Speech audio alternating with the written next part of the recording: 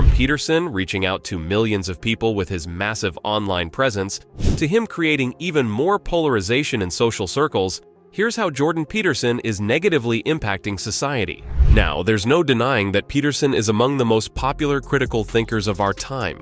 With millions of followers on his social media account, not to mention tons of fans who listen to everything he has to say, Jordan has turned from a professor from the University of Toronto to a global phenomenon who's reaching out to millions of people with every statement he makes. Jordan's claim to fame largely came from the fact that he was more open about speaking on matters that many others deemed too sensitive to discuss. Take, for example, his views on Canada's Bill C-16.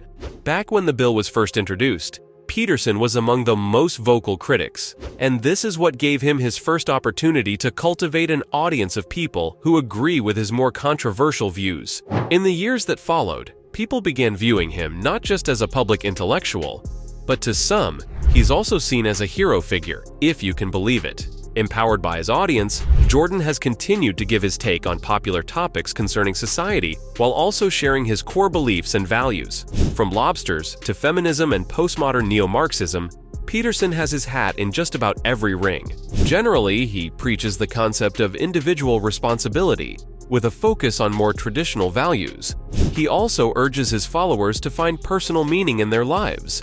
While this might not sound that bad, the problem is that when Peterson's thoughts and values are replicated by his audience without any form of critical thinking, it can lead to some drastically negative impacts on society. Like any other thinker, Peterson isn't above criticism, and many have pointed out some of the flaws in his ideas and values. Consider his thoughts on personal responsibility. In a lot of ways, this serves as the meta-foundation at the core of his philosophy. While individuals should be accountable and responsible for their lives and actions, Jordan is almost too fixated on just individual responsibility. It's like he doesn't consider that people are part of a larger society that can dictate events and lead to things far beyond a single person's control. This emphasis on personal responsibility stretches out to an unreasonable degree, completely failing to take into account the existence and power of social or collective responsibility. To a lot of folks, it feels like Jordan's extreme stance on this comes across as if he's blaming the victims of societal oppression. Some people have it easier than others because of systemic or societal pressures. That's just how it is. But if everyone were to employ the kind of thinking that Peterson does, we'd simply be telling those folks to take responsibility for themselves. Instead of fixing the inherent problems that lead to those pressures existing in the first place, while the core idea that Jordan teaches isn't bad by itself, it's the fact that he fails to account for the other side of the coin that makes it so dangerous, leading to a profoundly negative impact on society. People can't quite develop if everyone is only looking out for themselves instead of acknowledging each other's shared struggles and responsibilities. Tons of people have called out Peterson for his linear worldview on this subject, including Lewis Waller. He's a writer who gave a pretty good example of why Jordan's personal responsibility concept doesn't really work that well in reality. Waller states, "What if there was a child who was failing their math class?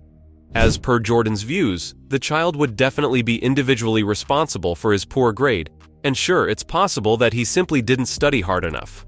But it's also likely that his teacher treated him unfairly, or he might not have had a home life that encouraged studying.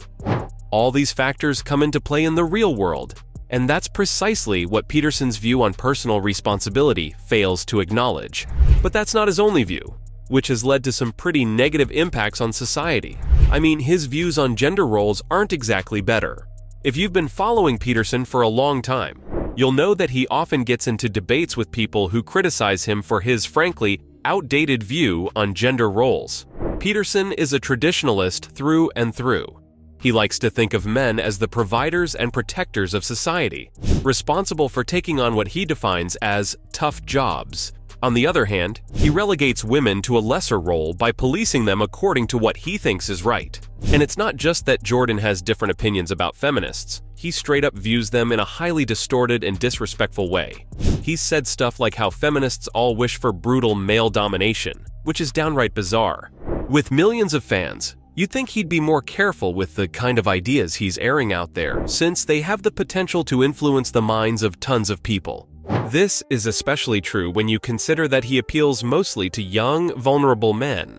Peterson has become a hero figure to a lot of young conservative thinkers. And in a lot of ways, his thoughts and perspectives on feminism or gender roles are being passed on to them. Considering how problematic Peterson's views have been in the past, there's no denying that this can lead to some seriously negative impacts on society at large, even going beyond feminism. The way Peterson describes men as some sort of stalwart protector and provider is a fantasy that not every man simply subscribes to. Peterson is also a defender of toxic masculinity, even once stating in an interview that it's because of masculine traits that people have now deemed toxic that we have giant skyscrapers and cities. According to Jordan, it's these attributes that men have possessed that have led to the development of society on such a grand scale. Peterson's inability to see masculinity beyond the very traditionalist line of thinking he employs is quite problematic when you think about it, especially in today's more modern society, where the typical gender roles that once existed are not really present. Men don't all have to be doing hard labor and risking their lives, like some kind of heroic fantasy that Jordan likes to paint a picture of. Similarly, women are more than damsels in distress who need to be rescued. That said, it's one thing to perpetuate harmful ideas about gender roles, and it's an entirely different thing to spread misinformation and conspiracy theories. Jordan has, for a long time, denied climate change. While he might dress up his arguments in new ways, the fact is that the rhetoric he's spouting out is the same thing that many climate change deniers have said in the past. Peterson has often been quick to judge the actual experts in this field, criticizing their models and theories while completely failing to understand them. And even after being corrected, Jordan has failed to acknowledge his own faults, continuing to perpetuate the harmful notions and conspiracy theories he's got about climate change. With millions of fans who listen to his every word, this can have quite a negative impact on society. I mean, think about it. The dude is straight up undermining people's trust in experts and institutions who've dedicated their entire lives to this research and are telling us about the very real existence of a climate change catastrophe. Outright denying it while failing to understand the concept is probably the worst thing Peterson is doing right now. Recently, as early as 2023, Jordan did interviews where he discussed his thoughts on climate change. And as you'd expect, they got millions of views from his fans, who were undoubtedly impacted by Peterson's thoughts on the subject. Many of these fans are often very protective of him and are quick to bash anyone criticizing Peterson, even in a respectful way. This has led to even more polarization in society. Instead of coming together and sharing ideas, Peterson's combative style has made it so people who could otherwise have seen his side are quick to criticize him. While he might think of himself as a free thinker, the fact is that he's pushing more and more people away with how aggressive he can be. And with his followers mimicking this style of his, it's creating an incredibly hostile environment in online circles. I mean, you only need to hop on a Twitter thread of his to see people going at each other in the replies. This is especially true if the topic they are discussing happens to be about identity politics or free speech. It's pretty obvious that no one's getting their minds changed in an environment that's become so toxic and hostile. But at that point, it's really just about hurling insults instead of changing minds. This sort of polarization has become a notable characteristic of Peterson and his core audience, and it's why he's impacting society in a deeply negative way. It's unlikely that Peterson will change his approach in the future, which means that his impact on both individuals and society as a whole will probably continue to be just as bad as it is right now. And that's a problematic thought, considering just what Jordan's thoughts are on concepts like toxic masculinity, gender roles, or even climate change. So, from Peterson reaching out to millions of people with his massive online presence to him creating even more polarization in social circles, this was how Jordan Peterson is negatively impacting society.